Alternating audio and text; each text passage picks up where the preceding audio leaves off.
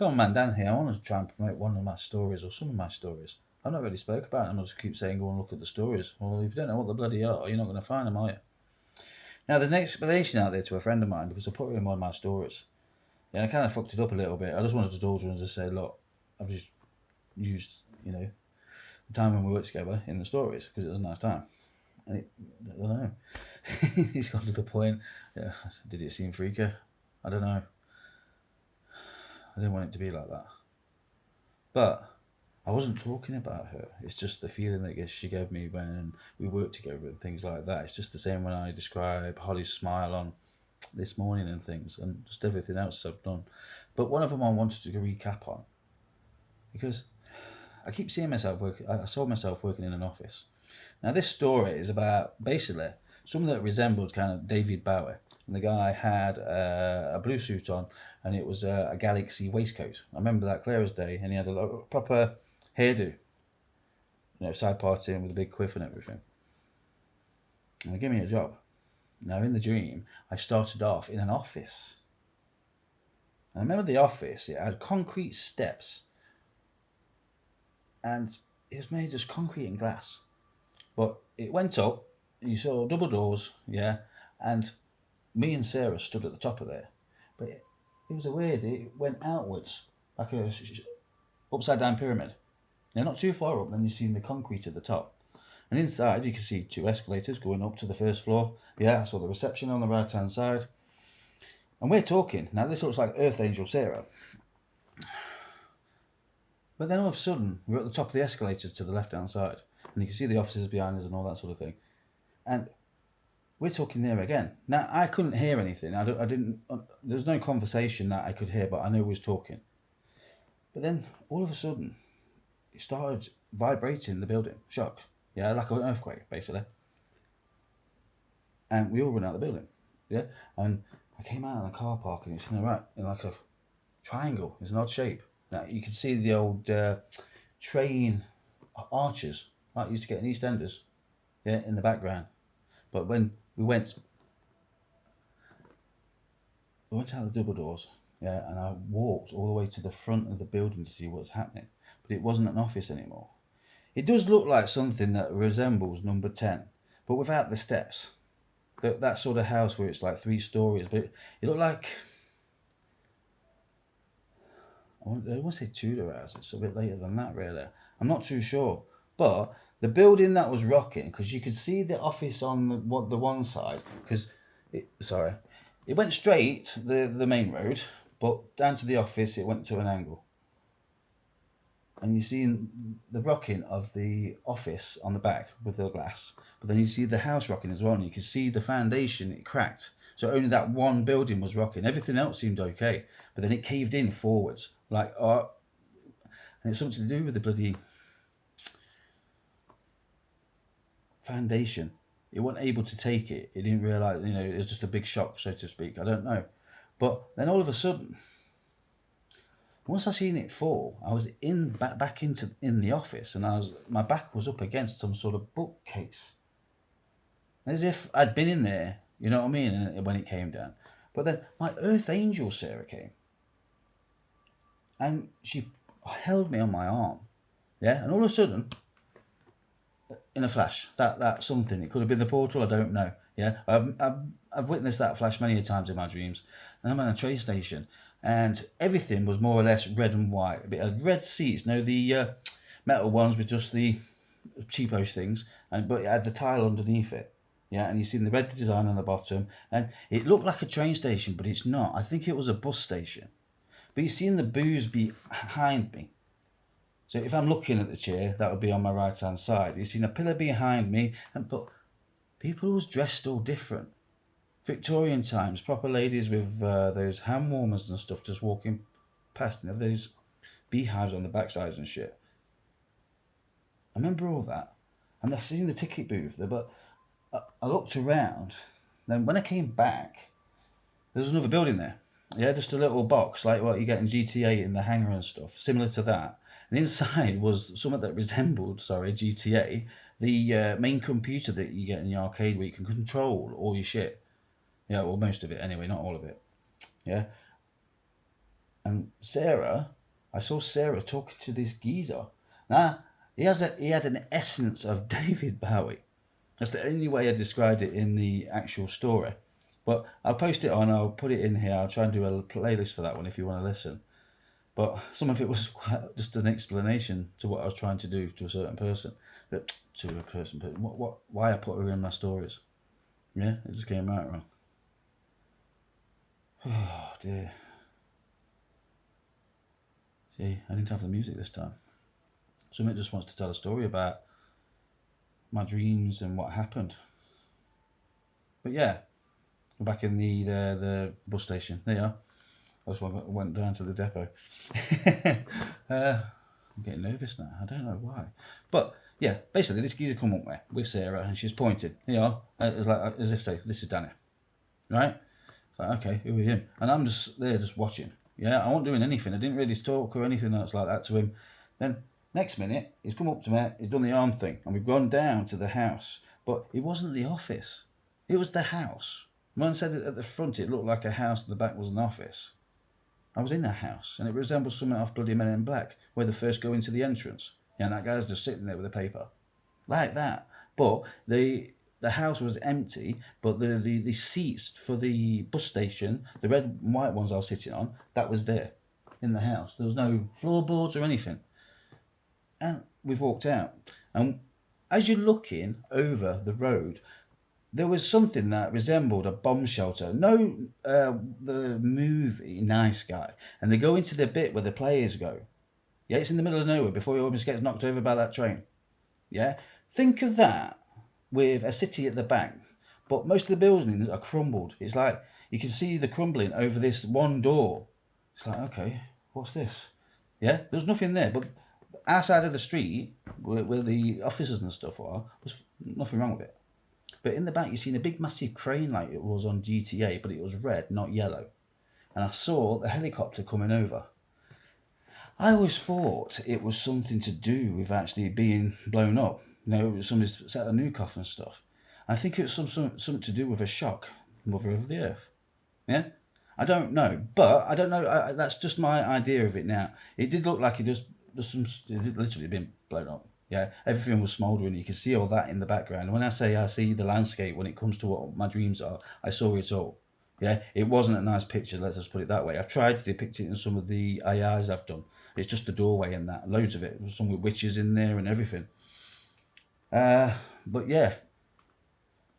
But then he had the red briefcase that the Prime Minister has in his hand.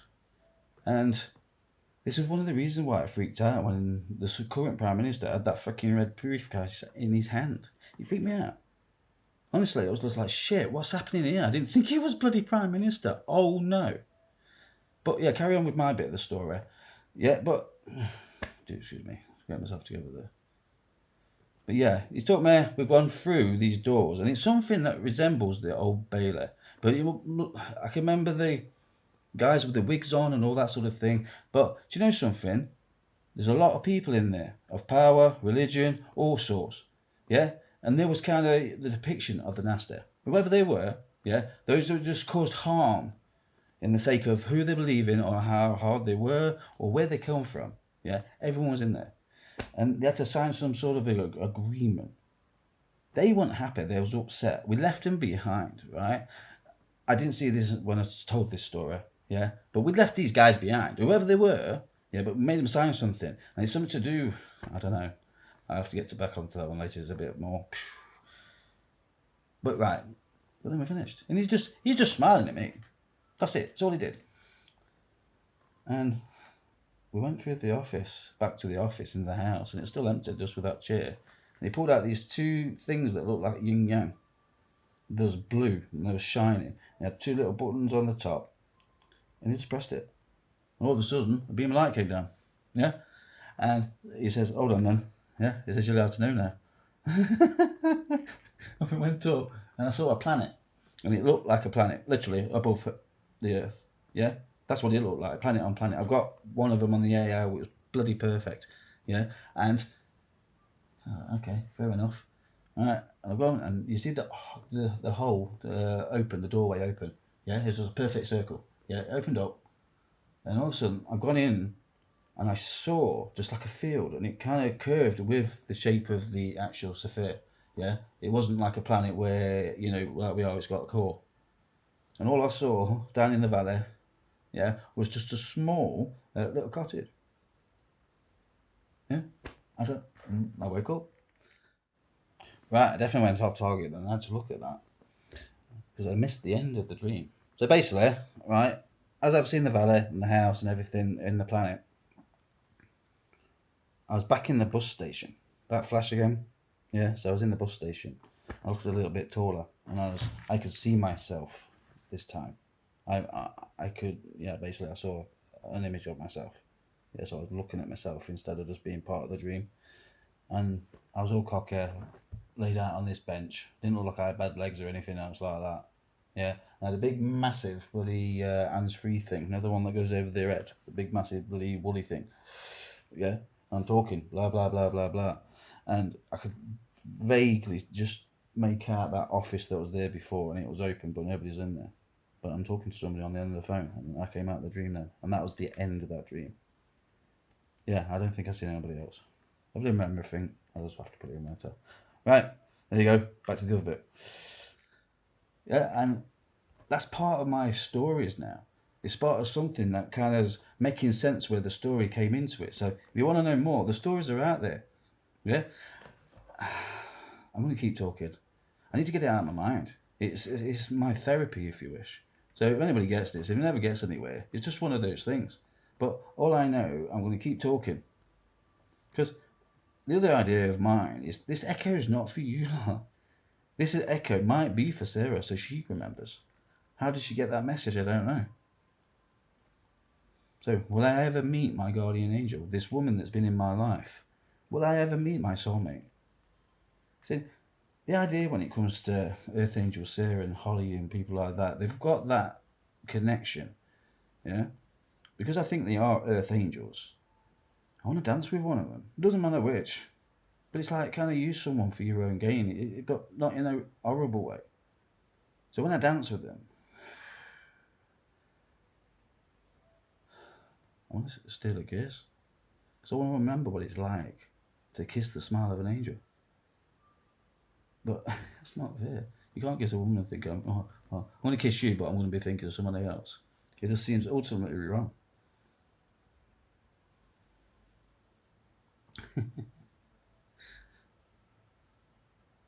So there it is. The idea of how to connect with Sarah. So it's like, what would happen? Is it going to happen? Is it just a mental thing where people just take the piss? I don't know. It's up to you. What's your story? And have a laugh at it. It's fair enough. I don't put it out there just to be all moody because somebody says you're a dickhead. It's just like, fair enough. You silly bastard. What are you talking about? I'm thinking, I want to know what stories I want to tell you next. See, this is on another page. Mr. Nobody. Because I was in the dark when I was telling that story. I wanted to be in the dark. I didn't want people to see me. I was too scared. I didn't like being scared. Now all of a sudden, the realisation of Sarah, I've come into the light and I've started telling different stories. And I'm just passing them on. If they get anywhere, I don't know. But I think there's that one person out there that's going to listen to every single story, understand what I'm saying, and that might potentially be the person I'm looking for. I don't even know if I've got the name right, but I know I'm looking for someone. And once I get that feeling, that love, that something, that spark, that it's going to be ping. Final. So will this common man ever find, yeah, the angel of his dreams and the soulmate of his heart? Or do I have to wait? I have to wait and we get to spend time in eternity, then fair enough, innit? It's not so long. Oh my! Well, that's it in a nutshell right now. See, that story itself is trying to explain Sarah and actually being open and honest about it. That is embarrassing to me. I didn't want to tell people that sort of thing. How I love the person of my dreams. But it seems like she is with me and there's something more there that I want to explain for myself. It's like, if this was to get out, the idea in my head is I've not finished. I'm still going to be alone, even if you like find that smile and start getting on. I need to go and find her somewhere. I don't know why. I sense her, but it's coming and going, and it's really, really strong. But then all of a sudden, it's just like, where's she gone? It's like blank proper. And I do feel like I'm trying to find her within this world somehow. It's like, how do you do that? So now I'm watching these things on Facebook and stuff. I don't know if they're bloody fake or not, but they found golden lady in a bloody tomb or something somewhere.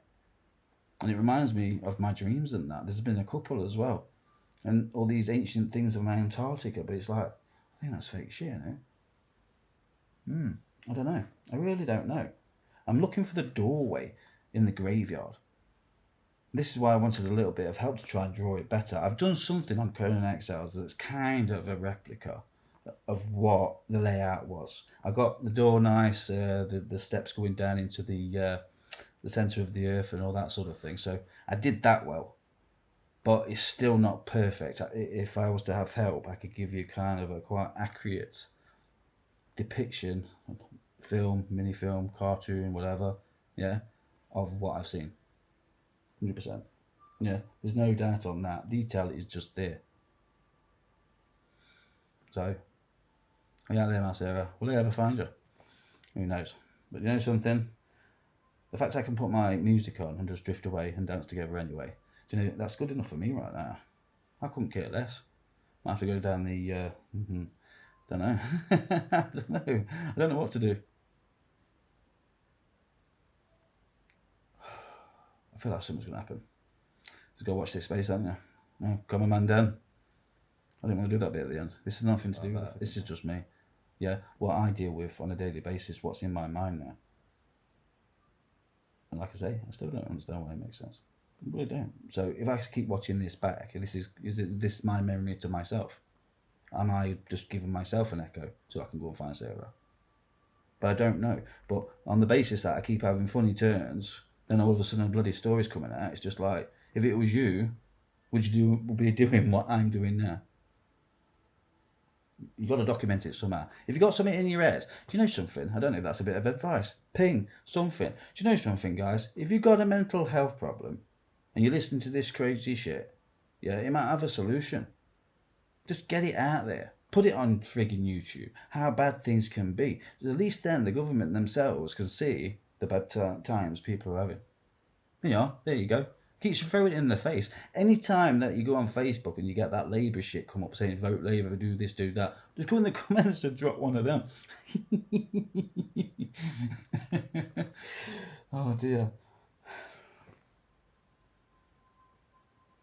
So off self. Blank.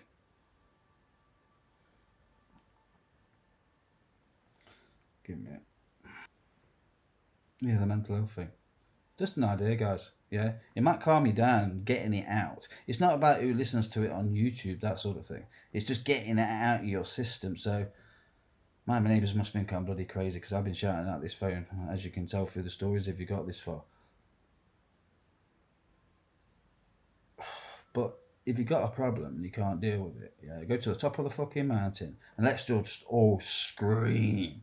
Yeah, never mind the song. Yeah, anybody wants to let it out. Yeah, that anger, that something, that just fucking had enough. Yeah, you got your mental health or you've got your stresses from whatever you're doing, it doesn't matter. We wants to gather on a mountain, see if we can cause an earthquake with our fucking screams. Do you think that would the voices of the people? That could have been the damage in the city. I don't know if that's a good idea or not. Organise a mass scream. Just let it out. Ah! A proper curdling. Gone. Do you know something? That could perk a lot of people up and that area would be happy if everyone did it together. You never know, do you?